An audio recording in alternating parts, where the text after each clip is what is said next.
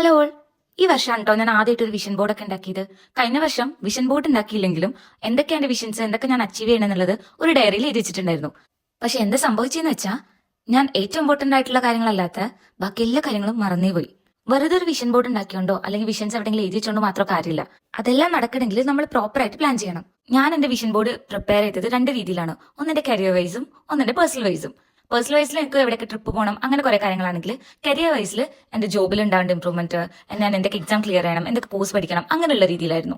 ഈ ഓരോ കാര്യങ്ങളും അച്ചീവ് ചെയ്യാൻ വേണ്ടിയിട്ട് ഞാൻ എപ്പോ എന്തൊക്കെ ചെയ്യണം എന്നുള്ളതാണ് ഇപ്പൊ പ്ലാൻ ചെയ്യണത്. നിങ്ങളും ഈ വർഷം ഒരു വിഷൻ ബോർഡ് ഉണ്ടാക്കിയിട്ടുണ്ട്, കുറെ കാര്യങ്ങളൊക്കെ അച്ചീവ് ചെയ്യണം എന്ന് ആഗ്രഹിക്കുന്നവരാണെങ്കിൽ നിങ്ങൾ നിങ്ങളുടെ ഗോൾസിന് ഓരോരോ സ്റ്റെപ്പ് ബൈ സ്റ്റെപ്പ് ആക്കുക, അതിനനുസരിച്ച് മുന്നോട്ട് പോവുക. ഇപ്പൊ നിങ്ങൾക്ക് വലിയ വലിയ ഗോൾസ് ആണെങ്കിൽ അതിന് ഷോർട്ട് ആക്കിയിട്ട് നിങ്ങൾക്ക് അതിന് വേണ്ടിയിട്ട് എന്തൊക്കെ ചെയ്യണം എന്നുള്ള കാര്യങ്ങളിൽ ഡിവൈഡ് ചെയ്യുക. എന്നിട്ട് ഓരോ മാസം എന്താ ചെയ്യേണ്ടതെന്നുള്ളത് കറക്റ്റ് ആയിട്ട് പ്ലാൻ ചെയ്യാം.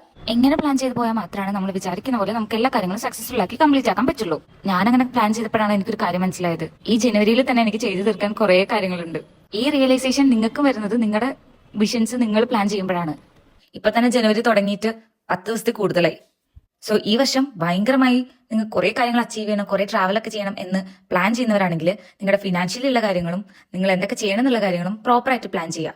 ഒരു വിഷൻ ബോർഡ് ഉണ്ടാക്കിയോണ്ട് മാത്രം കാര്യമില്ല, ഒരു പ്ലാനും നമുക്ക് എന്തായാലും വേണം. So all the best.